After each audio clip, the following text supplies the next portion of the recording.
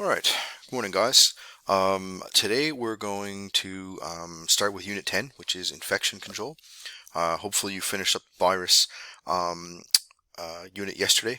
Again, if you've got any questions with that, we'll talk about it in the live virtual classroom this morning at 11:30.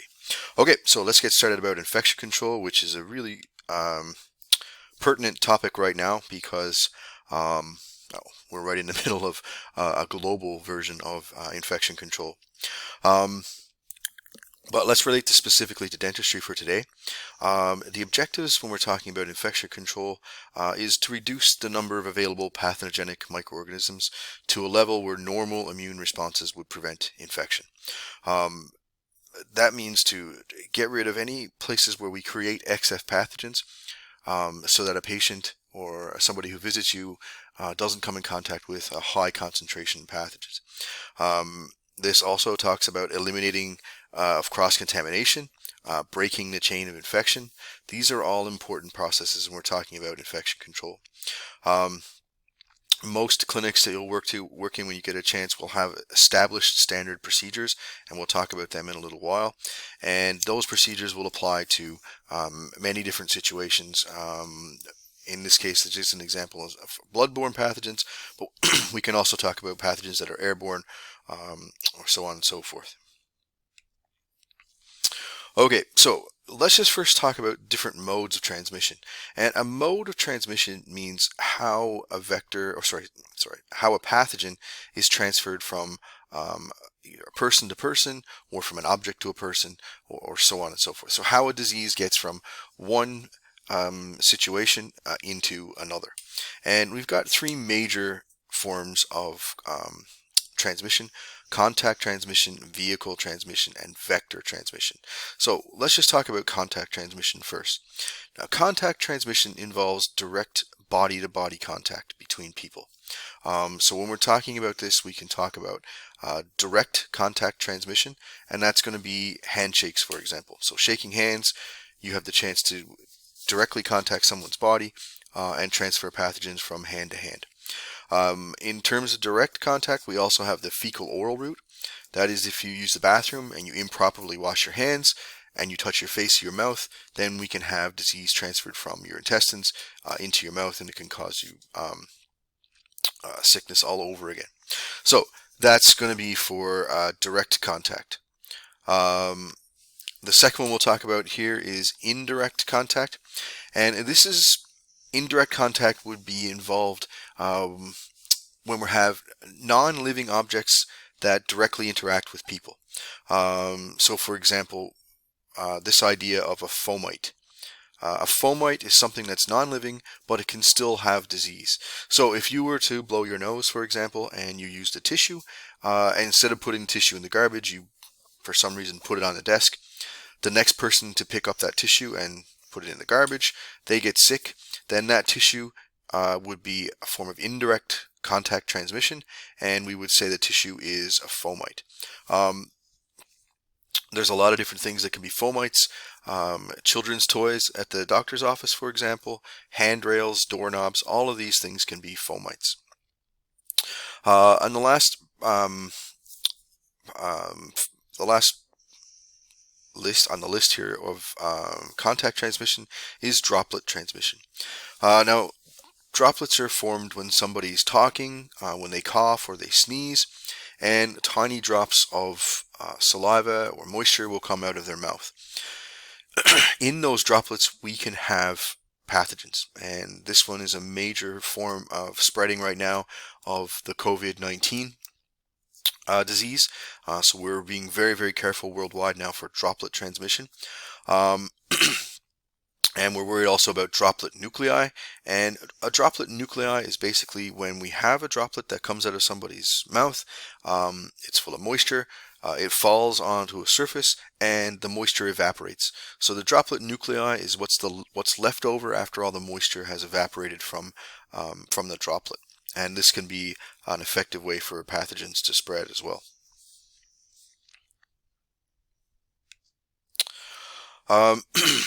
The second form of transmission that we'll talk about next is vehicle transmission.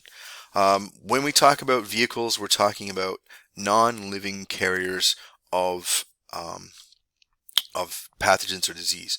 So we generally talk about waterborne, foodborne, and airborne. So these are all vehicles. So I think these are pretty straightforward. If the pathogen is waterborne, it means it lives in water or it's been introduced in water. So it lives in the water that we drink, or it's been introduced. So maybe we had sewage run off into that water and then we drink it and we become sick. So I think these are pretty straightforward. Foodborne, of course, is when we ingest a pathogen through our food that makes us sick. And airborne is when we have pathogens that are tiny. This is a lot of viruses we can see like this. Tuberculosis is one of them. Whooping cough, I also think, is another one. And these little tiny pathogens will become suspended in the air, in either in the water droplets that are in the air, in humidity, or the dust that hangs in the air. And if you ever get a chance to sit in a room and you look at a ray of sunlight coming in through the window, you'll see there's always tons of dust that hangs up in the air. This dust could have pathogens on it, and we consider those an airborne pathogen. And now the third mode of transmission that we'll talk about is vector transmission. And when we talk about vectors, now we're talking about living organisms that transmit disease. We generally involve two different types here. We've got the first one is a mechanical vector. And a mechanical vector is when an insect, well, I'll use insects as an example, but a living thing casually, but inadvertently introduces a pathogen to you somehow or another. So for example, I've got here, if you're sitting in the park and a fly crawls on the ground and it picks up a pathogen from the ground, it becomes contaminated, then it walks on your food and you eat it. That's an example of a mechanical vector. The second one here is one that we're probably a little bit more concerned with, is biological vectors. Now, this is when the pathogen actively is spread by a vector. So one of the classic examples of this is when you get bitten by a mosquito, for example, and you end up with a parasite or a disease because the mosquito bit you.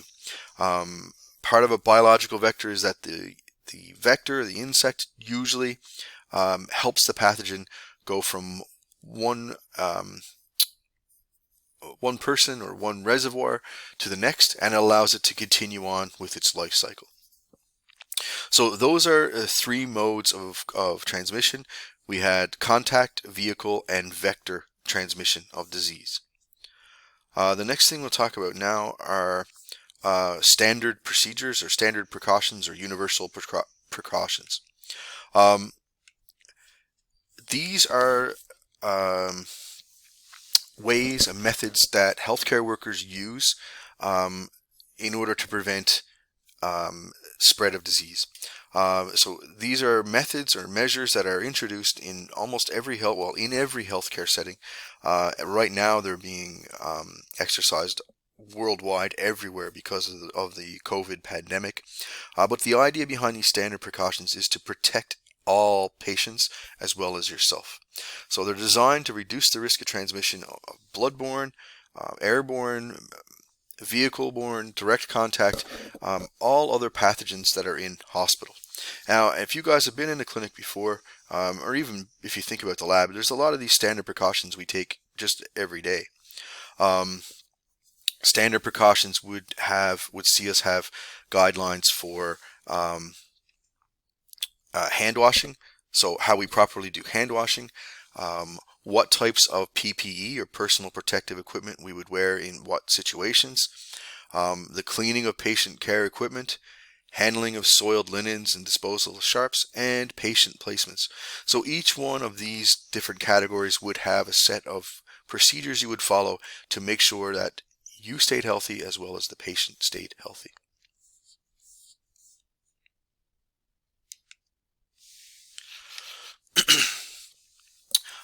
So this is a poster you'd probably see in a lot of different healthcare settings, and it reminds you of these different precautions that you're supposed to take as a worker in order to prevent the disease infection and to protect you and your patients. So we'd have specific instructions about hand washing, when to use gloves, when to use different types of personal protective equipment like masks or gowns, how to properly dispose of sharps, safe handling of waste, soiled linens if you're in a hospital. Somebody needs a bed change, you need to have precautions for that, and also environmental cleaning. So people who work at hospitals or in healthcare settings, they would have to be very, very well aware of these standard precautions in most of these or all of these situations. Now let's talk about hand washing for a minute. And I'm sure you guys are you've heard so much about hand washing in the last 2 months. Everyone should be an expert at it right now. I know I talked about singing the happy birthday song. If you're somebody who's on Twitter or Facebook right now, there's a lot of different people who are showing how to properly wash their hands. It's pretty interesting. You'll get to see a lot of different rock stars and singers and entertainers showing the proper technique to wash their hands, but making a bit of fun as they go along too. So this is super, super important. So you guys all know how to wash your hands, the technique of washing your hands: soap and water, 20 seconds, scrubbing every surface of your hands, and then rinsing it off and drying your hands. But when should you be washing your hands? And standard procedures for this would say you'd be washing your hands before patients, in between patients, in between procedures on the same patient. So if you touch a patient's foot, for example, and then you touch their face, then you'll be washing your hands between those 2 points of contact. You would wash your hands after contact with all bodily fluids, and you would also wash your hands after you remove gloves. So these are all standard precautions around hand washing.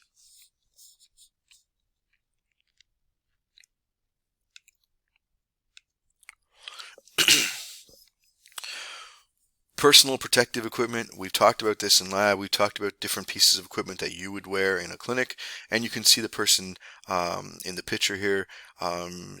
They're wearing several different pieces of PPE. They've got a gown on. It looks like they're wearing scrubs. They've got booties, gloves, a mask, and a hairnet, as well as eye protection. All of these things make up a barrier between you and the patient, or between the patient and you, and it prevents the spread of pathogens. So gloves, masks, eye protections, face shields, gowns, these are all important pieces of PPE when we're talking about healthcare workers. Gloves, you guys have used these in the lab. You've taken them, we've showed me how to take them off and put them on properly, and we wear gloves whenever we're touching blood, bodily fluids, secretions, excretions, contaminated items. We'd always wear gloves in those situations. Generally, we'd have to change gloves between tasks. You don't want to see somebody wearing gloves the whole day. You'd wash your hands after you took gloves off, and the proper removal of gloves. While we're talking about gloves right now, I would like to point out that if you go out today, although there's not many places you can go right now, and you see people wearing gloves, just be wary of how they're using those gloves. If you see somebody who's working at a cash, for example, they're taking people's money, they're wearing gloves all day, that's not necessarily a safe thing.